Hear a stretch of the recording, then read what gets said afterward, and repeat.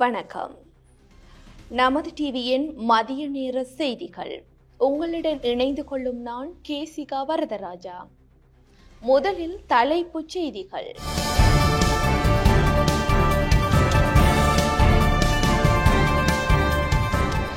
June மாதம் முதல் அசுவசும கொடுப்பனவு. குற்றப்புலனாய்வு திணைக்களத்தினரால் கைதானார் பிள்ளையான். சிஐடியில் ஆஜரானார் கெகலிய. அமெரிக்காவின் வரி குறித்து ரணிலின் எச்சரிக்கை. பரேட் சட்டத்திற்கான இடைநிறுத்தம் மேலும் நீட்டிப்பு.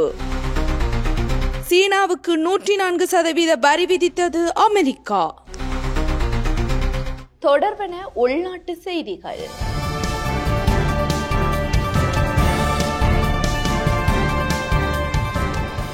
ஜூன் மாதம் முதல் 4 லட்சம் பேருக்கு அசுவசும கொடுப்பனவு. ஜனாதிபதி அனுர. அமெரிக்காவின் வரி தொடர்பில் எழுந்துள்ள பிரச்சினைக்கு பேச்சுவார்த்தையின் ஊடாகவே தீர்வை எட்ட முடியும் என ஜனாதிபதி அனுரகுமார திசாநாயக்க தெரிவித்தார். கொட்டாவு பகுதியில் நேற்று இடம்பெற்ற மக்கள் சந்திப்பில் வைத்து அவர் இதனை குறிப்பிட்டார். அத்துடன் பண்டிகை காலத்தில் நாட்டு மக்களுக்கு சதோசா ஊடாக நிவாரண விலையில் பொருட்களை வழங்குவதற்கு நடவடிக்கை எடுக்கப்பட்டதாக குறிப்பிட்டார். எனினும் எதிர்வரும் மே மாதம் தேர்தல் நடைபெறவுள்ளமையினால் தேர்தல்கள் ஆணைக்குழுவினால் அந்த பணிகள் நிறுத்தப்பட்டுள்ளன. அதே நேரம் எதிர்வரும் ஜூன் மாதம் முதல் 4 லட்சம் பயனாளர்களுக்கு அஸ்வசும கொடுப்பனவு வழங்கப்படும். இதேவேளை அமெரிக்கா அறிவித்துள்ள வரி இலங்கையின் பொருளாதாரத்தில் ஓரளவு பாதிப்பை ஏற்படுத்தியுள்ளது. எனவே பேச்சுவார்த்தை மூலம் இந்த விடயத்தில் நிவாரணத்தை பெற முடியும் என எதிர்பார்க்கப்படுவதாகவும் ஜனாதிபதி குறிப்பிட்டார். பிள்ளையான் நேற்றைய தினம் குற்றப்புலனாய்வு திணைக்களத்தினரால் கைது. பிள்ளையான் என அழைக்கப்படும் முன்னாள் ராஜாங்க அமைச்சர் சிவனேசதுரை சந்திரகாந்தன் நேற்றைய தினம் குற்றப்புலனாய்வு திணைக்களத்தினரால் கைது செய்யப்பட்டுள்ளார். மட்டக்களப்பில் உள்ள அவரது அலுவலகத்தில் வைத்து குற்றப்புலனாய்வு திணைக்களத்தினரால் அவர் கைது செய்யப்பட்டுள்ளார். நபர் ஒருவரை கடத்தி காணாமல் ஆக்கப்பட்டமை தொடர்பிலேயே பிள்ளையான் கைது செய்யப்பட்டதாக போலீசார் தெரிவித்தனர். இந்நிலையில் அவர் இன்று அதிகாலை கொழும்பு குற்றத்தடுப்பு திணைக்களத்திற்கு அழைத்து வரப்பட்டுள்ளதுடன் நீதிமன்றத்தில் ஆஜர்படுத்தப்படுவார் என எதிர்பார்க்கப்படுகின்றது. குற்றப்புலனாய்வு திணைக்களத்தில் ஆஜரானார் கெகலிய. முன்னாள் சுகாதார அமைச்சர் கெகலிய ரம்புக்வெல இன்று குற்றப்புலனாய்வு திணைக்களத்தில் ஆஜரானார். தரமற்ற இம்ஜூன் குளோப்ளின் தடுப்பூசிகளை இறக்குமதி செய்ததாக கூறப்படும் குற்றச்சாட்டு தொடர்பாக வாக்குமூலம் பதிவு செய்ய ரம்புக்வெல்ல திணைக்களத்தில் ஆஜரானதாக தெரிவிக்கப்படுகிறது.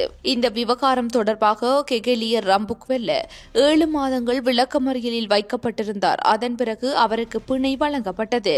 2 மூத்த அரசு அதிகாரிகளின் உதவியுடன் போலி ஆவணங்களை உருவாக்கி ஒரு மருந்து நிறுவனம் 22,500 தரமற்ற இம்யூன் குளோப்ளின் தடுப்பூசி குப்பிகளை இறக்குமதி செய்ததாக கூறப்படும் குற்றச்சாட்டுகள் குறித்து குற்றப்புலனாய்வு பிரிவினர் விசாரணையை தொடங்கிய பின்னர் அவர் மற்றும் பல சுகாதார அமைச்சின் அதிகாரிகள் கைது செய்யப்பட்டு விளக்கமறியலில் வைக்கப்பட்டனர். கெகலிய ரம்புக்வெல சுகாதார அமைச்சராக இருந்த காலத்தில் தரமற்ற மருந்தை இறக்குமதி செய்வதன் மூலம் 130 மில்லியன் ரூபாய் நிதி மோசடி நடந்துள்ளதாக விசாரணைகளில் தெரியவந்துள்ளது. அமெரிக்கா விதித்த புதிய வரியால் இலங்கை கடும் பாதிப்பை எதிர்கொள்ளும். ரணில் எச்சரிக்கை. அமெரிக்காவிற்கும் சீனாவுக்கும் இடையே நடந்து வரும் வர்த்தக போரினால் இலங்கைக்கு கடுமையான பொருளாதார விளைவுகள் ஏற்படும் என்று முன்னாள் ஜனாதிபதி ரணில் விக்ரமசிங்க எச்சரித்துள்ளார்.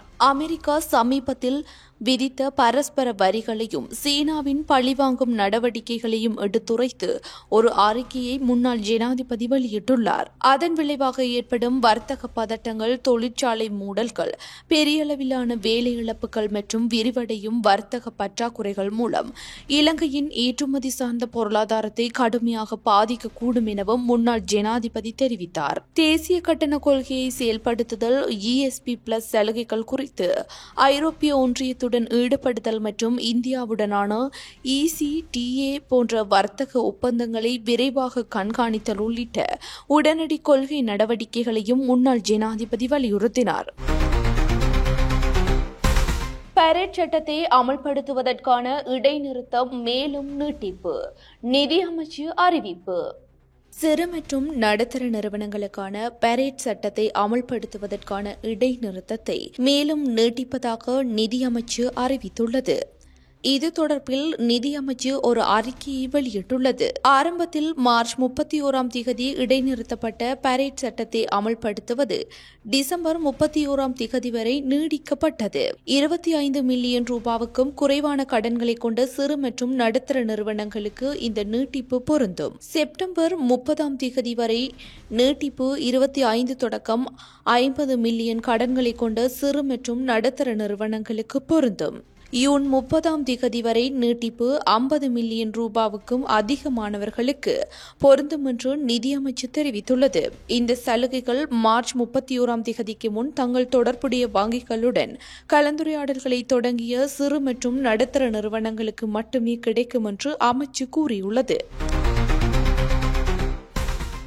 6ஆம் வகுப்புக்கான விண்ணப்பங்கள் இன்று முதல் ஏற்றுக்கொள்ளப்படும். கல்வி அமைச்சு 2025ஆம் ஆண்டிற்கான அரசாங்க பாடசாலைகளின் 6ஆம் வகுப்புக்கான விண்ணப்பங்கள் ஏற்றுக்கொள்ளப்படும் என கல்வி அமைச்சு அறிவித்துள்ளது. 2024ஆம் ஆண்டிற்கான தரம் 5 புலமை பரிசில் பரீட்சை பெறுபவர்களின் அடிப்படையில் விண்ணப்பங்கள் இணைய வழியில் ஏற்றுக்கொள்ளப்படும் என கல்வி அமைச்சு அறிக்கை ஒன்றை வெளியிட்டுள்ளது. விண்ணப்பங்கள் இன்று முதல் ஏப்ரல் 30ஆம் தேதி வரை திரையில் காணும் வலைதளம் வழியாக ஏற்றுக்கொள்ளப்படும். அதிகபட்சமாக 3 பாடசாலைகளுக்கு விண்ணப்பங்கள் பரிசீலிக்கப்படும் என கல்வி அமைச்சு தெரிவித்துள்ளது.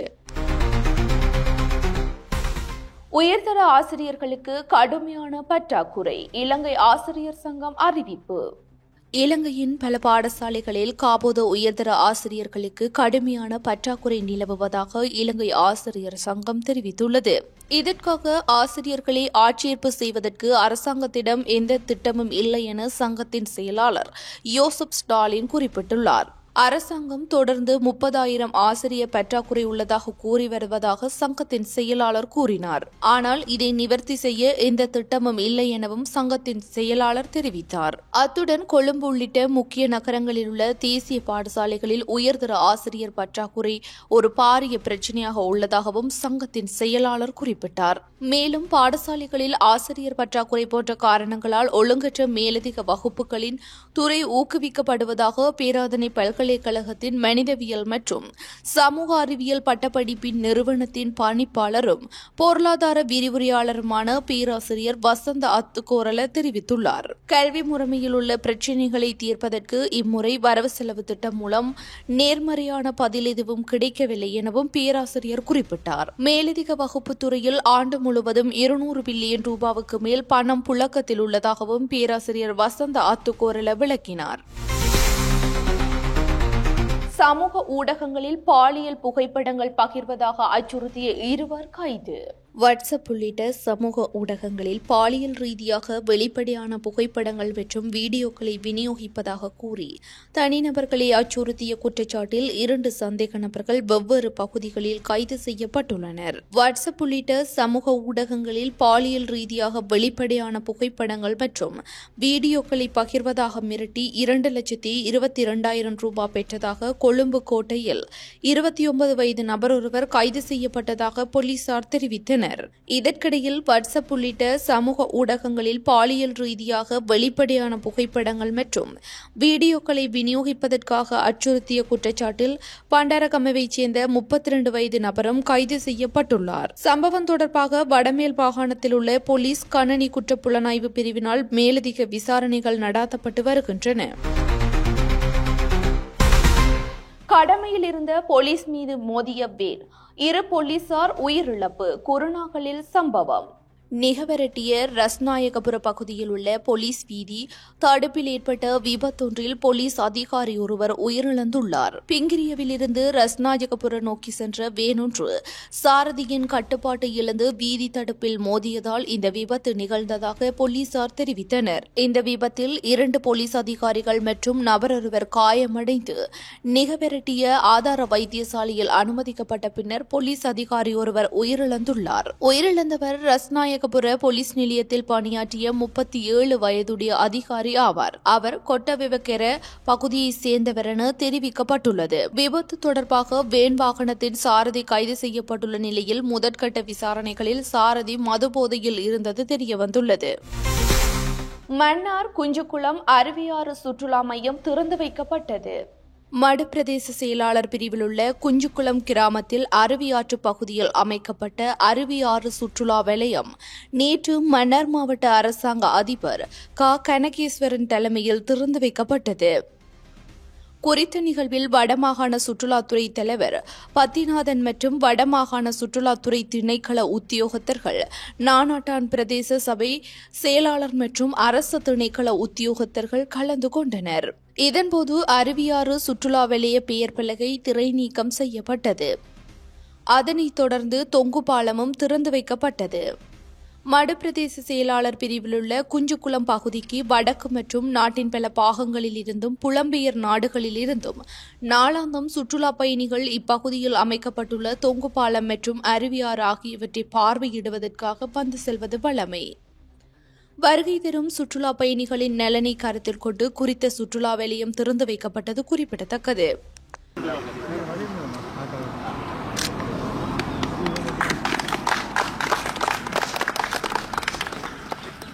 எல்லாம் முக்கியமான முடிஞ்சது பேங்க்களின் காப்பு கொண்டு வந்து இதெல்லாம் செய்யணும் காட்டுனான்.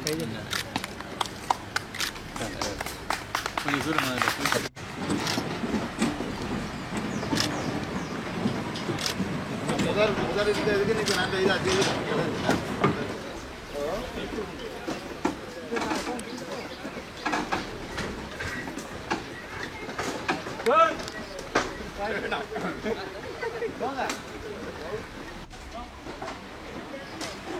குஞ்சு குளத்தில் நிற்கிறேன்.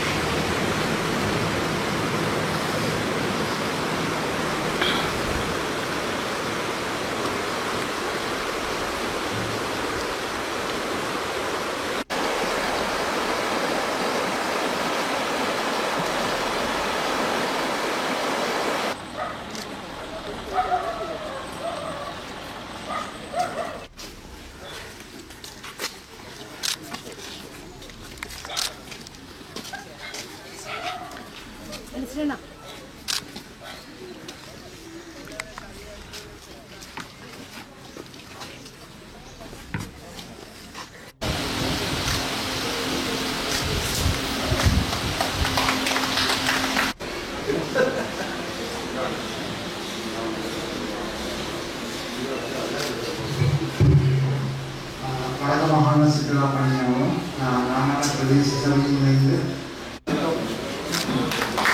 அவரை தொடர்ந்து வடமாகாண சுற்றுலா பணியின் துணைத் தலைவர் அவர்களையும் மன்னார் மாவட்ட வீதி அபிவிருத்தி பிரதேசத்துடைய சுகாதார வைத்திய அதிகாரி அவர்களையும் ஹெரிடேஜ் இரிகேஷன் ஸ்ட்ரக்சர்ல ஒன்றாக பிரகடனப்படுத்தப்பட்டிருக்கிறது. ஏன்ஷியன்ட் இரிகேஷன் சிஸ்டம் அதுல ஸ்ரீலங்காவில் ஒன்றாக இந்த ஸ்ட்ரக்சர் பிரகடனப்படுத்தப்பட்டிருக்கிறது. அதைத்தான் நாங்கள் வரலாற்று ரீதியான ஒரு அமைக்கப்பட்ட ஒரு நீர்ப்பாசன கட்டமைப்பாக இருப்பதன் காரணமாகத்தான் அதைத்தான் நாங்கள் சுற்றுலா நோக்கி இதை ப்ரொமோட் பண்ணணும், அதைத்தான் நாங்கள் வியாபாரமாக்க வேணும் என்றதான் எங்களுடைய இந்த தீமினுடைய நோக்கமாக இருக்கு. 75 மில்லிமீட்டருக்கும் அதிகமான பலத்த மழை பெய்யக்கூடும் என வளிமண்டலவியல் திணைக்களம் எதிர்ப்பு கூறியுள்ளது. சப்ரகமுவ தென் கிழக்கு மத்திய மற்றும் ஊவா மாகாணங்களில் சில இடங்களில் 75 மில்லிமீட்டருக்கும் அதிகமான பலத்த மழை பெய்யும் என வளிமண்டலவியல் திணைக்களம் தெரிவித்துள்ளது. தென் மாகாணத்தில் அவ்வப்போது மழையோ அல்லது இடியுடன் கூடிய மழையோ பெய்யக்கூடிய சாத்தியம் உள்ளதாக வளிமண்டலவியல் திணைக்களம் அறிவித்துள்ளது. நாட்டின் ஏனைய பிரதேசங்களில் பல இடங்களில் பிற்பகலில் அல்லது இரவில் மழையோ அல்லது இடியுடன் கூடிய மழையோ பெய்யக்கூடிய சாத்தியம் காணப்படுவதாக வளிமண்டலவியல் திணைக்களம் எதிர்ப்பு கூறியுள்ளது. மேல் மாகாணத்திலும் புத்தளம் மாவட்டத்திலும் கரையோர பிரதேசங்களில் காலை வேளையிலும் மழை பெய்யும் என எதிர்பார்க்கப்படுகின்றது. தொடர்வென சர்வதேச செய்திகள். சீனாவிலிருந்து இறக்குமதி செய்யப்படும் பொருட்களுக்கு 104% வரிகள் இன்று நள்ளிரவுக்கு பிறகு அமலுக்கு வரும் என அமெரிக்கா அறிவிப்பு. சீனாவிலிருந்து இறக்குமதி செய்யப்படும் பொருட்களுக்கு 104% வரிகள் இன்று நள்ளிரவுக்கு பிறகு அமுலுக்கு வரும் என்று அமெரிக்கா அறிவித்துள்ளது. சீனாவின் இறக்குமதிகளுக்கு அமெரிக்கா விதித்த வரியை அடுத்து அதற்கு பதிலடி கொடுக்கும் விதமாக சீனாவும் அமெரிக்க பொருட்கள் மீது அதிக வரியை விதித்தது. குறித்த வரியை உடனே திரும்ப பெறாவிட்டால் சீனா மீது கூடுதல் வரி விதிக்கப்படும் என அமெரிக்க ஜனாதிபதி டொனால்டு டிரம்ப் எச்சரித்திருந்தார். இந்நிலையில் வரியை திரும்ப பெறுவதற்கான நடவடிக்கைகளை சீனா எடுக்காததினால் அந்நாட்டின் சில பொருட்கள் மீது அமெரிக்கா 104% வரியை அறிவித்துள்ளது. தொடர்வன விளையாட்டு செய்திகள்.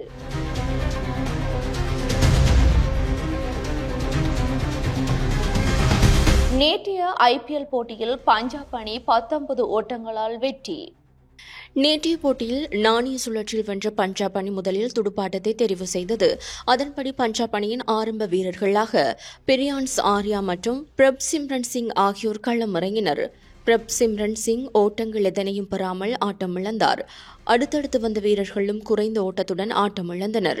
இதனால் 20 ஓவர்களில் பஞ்சாப் அணி 219 ஓட்டங்களை பெற்றது.